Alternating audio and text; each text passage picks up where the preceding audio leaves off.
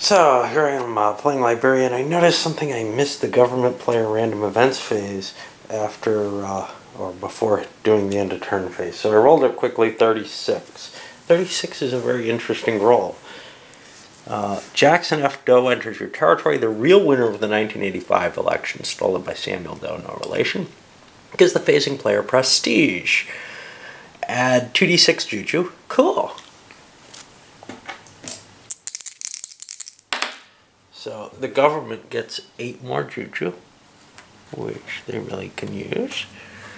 And now, the facing player may now expend $3 to kill and eat Jackson Doe, preventing him from ever giving this bonus to anyone in the future. If killed, treated as no event if rolled again. Hey! Eating your political opposition sounds good to me. We're going to spend that money just to prevent... Well, actually we're not, because we need juju more right now, and unless the juju balance goes out of the way, it seems like a bad idea. Okay, and I noticed that because I said, oh, it's the rebel events phase. Wait, didn't I forget something? So let's see what the rebel event is, and then I'll continue with the turn. 55. Born again. One prominent faction leader of the facing player experiences a very public, suspiciously ostentatious conversion to Christianity. Add a d6 juju and a d$6 from grateful foreign missionaries. Okay, I'll use a red bit of juju, white for the money, and it's only one of each. I guess they weren't important missionaries or rich ones. Alright, and now we go into kind of the preparatory stuff, and I'll take care of as much of that as I want to before coming back on vid. So we saw a lot of activity on the donors chart, basically Lebanese, Scandinavians, the drugs again, and Sierra Leone all got affected this turn, largely because some of these are becoming less and less expensive of a drain if they can be budged, because there's 2 free dice for them. Movement-wise, the drugs are now supporting the rebellion. The Lebanese are also supporting the rebellion. The Scandinavians are supporting the government. The Lebanese have moved away from the government, actually. Libya has moved a little bit further away. I should write them down. They've moved a little bit further away from the rebellion. On top of that, collected the income, and we got the first Gondar marker to show up over here. The rebels say, I'm not sure I can hold this. I'm going to pillage, they rolled 2 dice instead of 1 to increase their chance of getting big money. Well, they got big money, they got 12, and they pillaged it. Otherwise, though, everybody's staying at 1 die so that they don't get a huge cost. You see the government made max money. The rebellion's getting decent money, though, and I think we're going to see a lot of troops being built, basically, because that's what money's for. Haven't paid the maintenance cost on the leaders yet, and I gotta write the Libyans down. And otherwise, we'll build the troops and then start the pulse, basically. Okay, so now the war bands have gotten significantly more powerful. Not only are they building more, with some new ones started, and filling out what's there, but also pulling three leaders per stack. This is sort of the maximum strength you can have. There's a cost to that. You have to pay 3 juju and $3 a turn to maintain those stacks, as opposed to 1 per turn of each. But it's obvious that you can't fight at the weaker levels. So we're seeing the rebels, who went with the densest leadership in terms of numerically, still have quite a few left. The government, however, has run down to just 1 remaining leader, and he's kind of questionable. He's a 1-1-2. Doesn't seem really worth it. There was space for him. The government could have built more troops. I'm not sure how much more the rebellion could, but we're seeing the rebels are low on money. The government's got tons of money still. They produce so much, but they can't really get a good grip on building a huge force, because they don't have the leadership for it. You need the leaders to command the stacks. If you don't have sufficient leaders, you've just got weak stacks that are going to get wiped out, and they don't really help you terribly much. Okay, and they'll hurt your juju. So now we're going to go to the pulse phase and actually start doing the movement in combat, and once again the rebellion gets to go first. I'm not sure what they're doing. So to start things off, Taylor swung up north into, actually had to go this way, into Tatota, and wiped out the force that was there for a big swing in juju. Rebels way ahead of the government. The government's going to respond. They're going to try to wipe him out. He's their main leader, and they can just shoot up across here and hit here, and I'll come back after that battle. I think that Taylor's going to try to pull out of this battle because it looks risky. So far, all the Zoes were bought by the government, basically, so they've got kind of an edge there along with the transvestites. They really can't lose that advantage, and with the numerical advantage as well, they've got a chance of knocking out the prime leader of the rebellion, which would be a real problem. So all the movement's finished up, and because Bong County has the Gondar marker, Cisco ended up moving down into Montserrado, which has a factory. He's planning on taking that. Still got Lofa County, where Taylor's being chased, is in doubt, as is Bong for that matter. Nimba, well, the government waited to move out of there. They were protecting this force from Plastic. Plastic went to Sino County, which has factories, therefore it's more valuable. And then this guy, Chipu, went down to Maryland County to take that back. So we're going to see, you know, things swinging back and forth, just because, well, the rebels had the advantage militarily on that side, so they were able to decide what they wanted, but they only had one stack that could hold off. So it was really, you know, their decision on one thing only. And we go to the government event, which is going to be marijuana funds. Casamance separatists. Senegalese rebels buy Liberian pot to finance the revolution. Bonus. Roll to determine whether the marijuana is in, and we get 1, 2, 3, 4, 5, 6 provinces. Voinjama, which will give a buck, unless there are Senegalese on the map, which there are not. So Voinjama is worth, what, a die roll of money. I don't know where Voinjana. It's up here. It's controlled by the government. So the government gets $6 for selling that pot.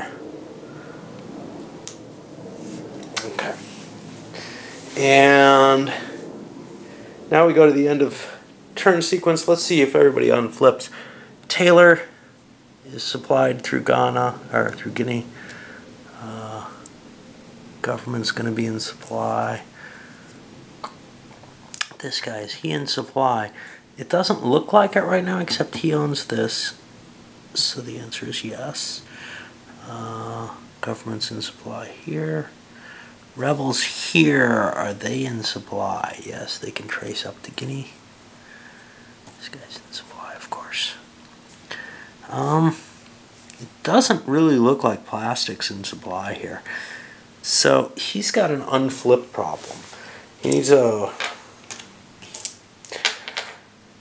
1 through 4 is one way of looking at it, or some other value.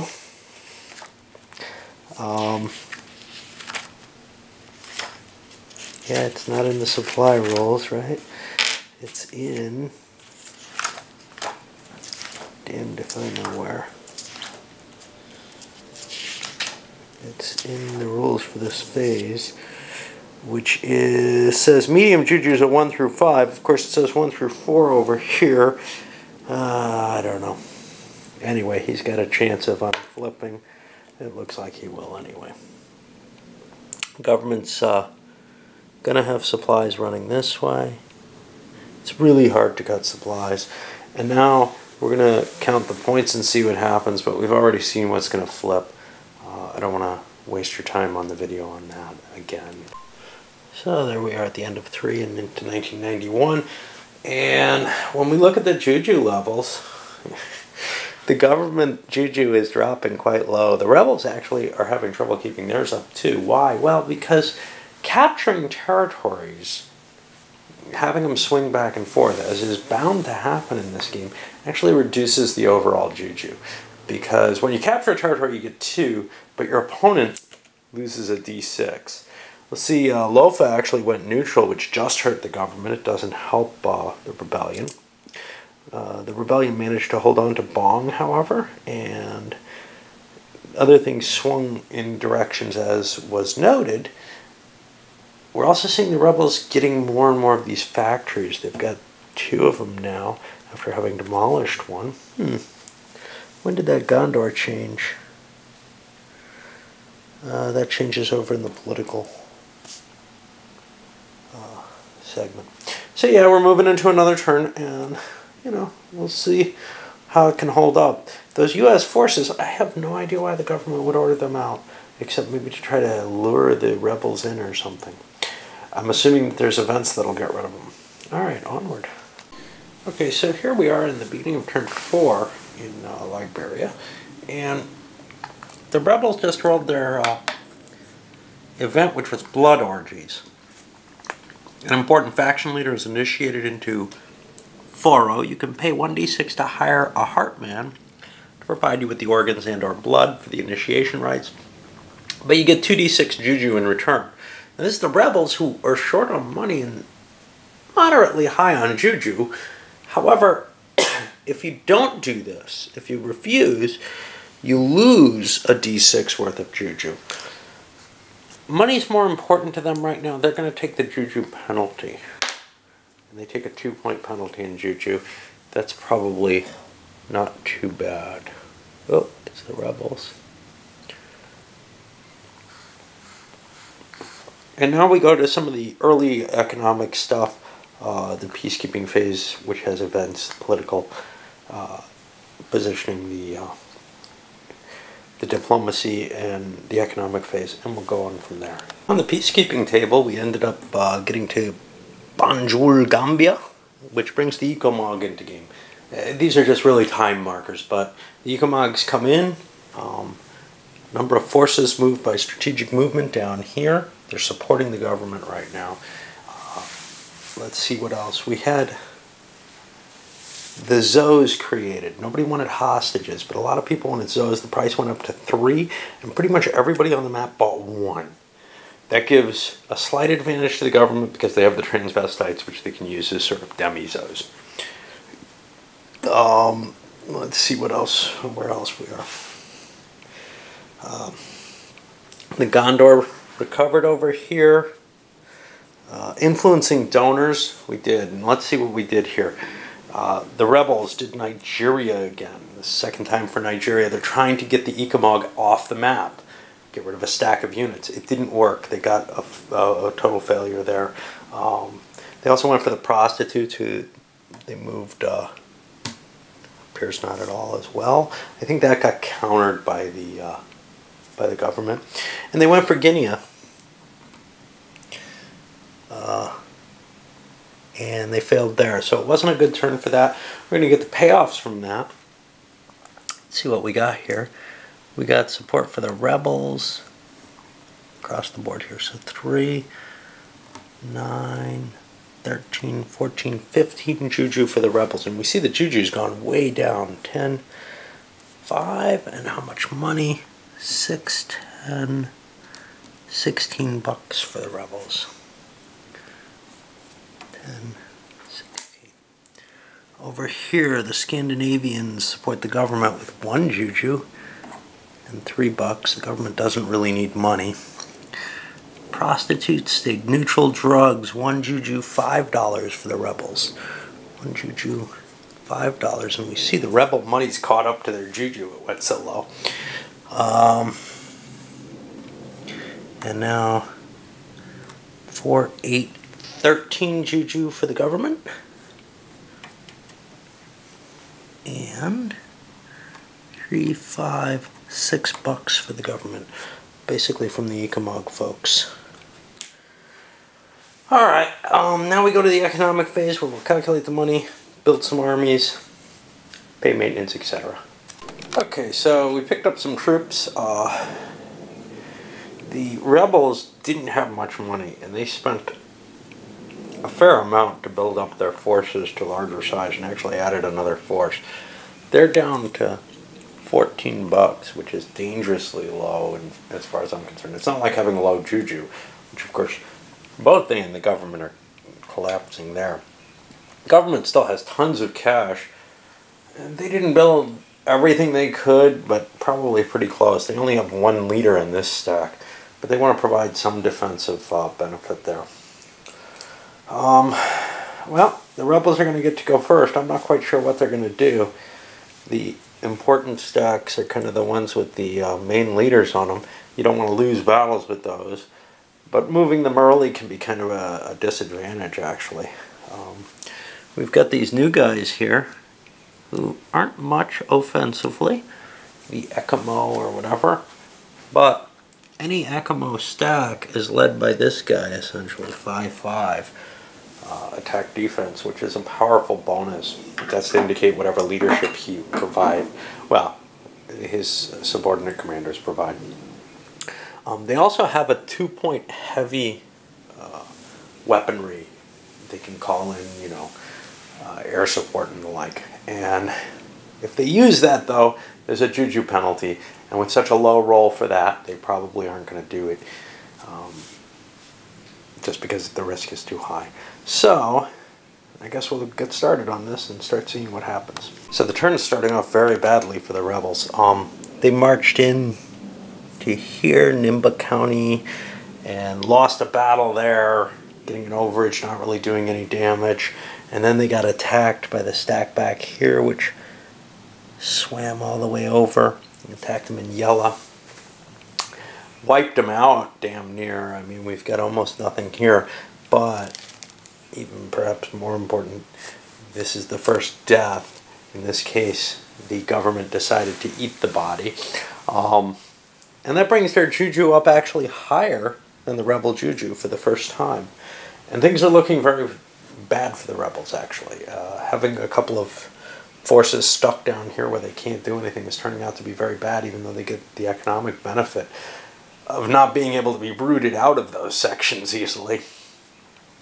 It's looking like the countryside is going to be real trouble for them. Now, they still have some big stacks available. They've got 4 big stacks that haven't been used. But the government stacks are all fairly large, except up here.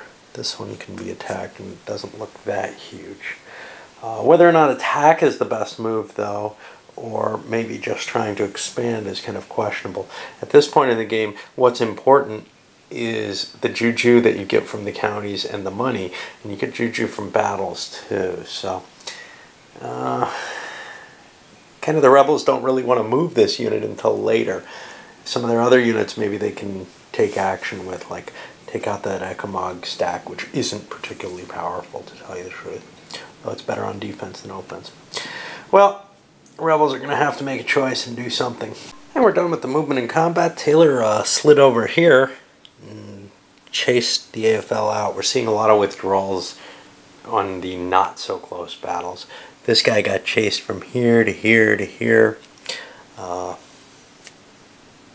We have the Ekimog marched up into there to scare them away. So we're seeing, you know, a lot of action to try to maybe bluff and hold some presence in an area to get a shot at getting the area or whatever with such a weak force where it's kind of slippery. This guy was able to block. This is the only path into this side of the board.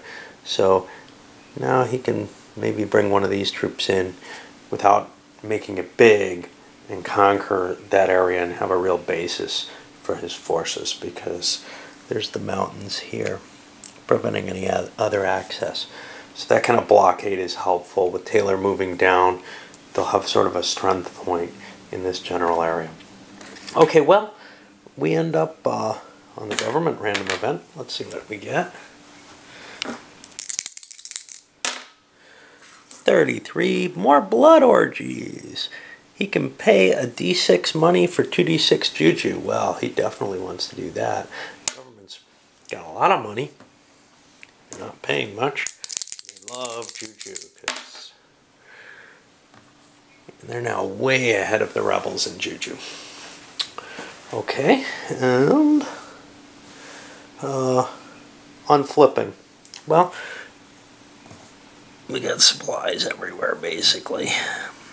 How about this guy? He is not in supply. Rebel Juju's average, I don't know what that means, 1 to 4, 1 to 5. It depends on how I want to read the rules. I just don't know. I think that they're supplied or that they're unflipped. I think in general unflipping is going to be pretty easy. I mean, just being anywhere near the border allows you to unflip whoever you are. So that's not much of a problem. Okay. Disgraced leaders get to roll. We get to see if we're bringing any back. And we've got kind of a pile here. Got 3 government leaders. I think they need 1 or 2 to come back. None of them do. And 2 rebel leaders. None of them do. Control and the Juju. Okay, well. Let me calculate up the base points first. I'll just come back after it. And we're at the end. Move this up and get rid of this because it's not been used. Rebels held on to this. Oh, I gave them the points, I just didn't flip the counters. And they get their control over here.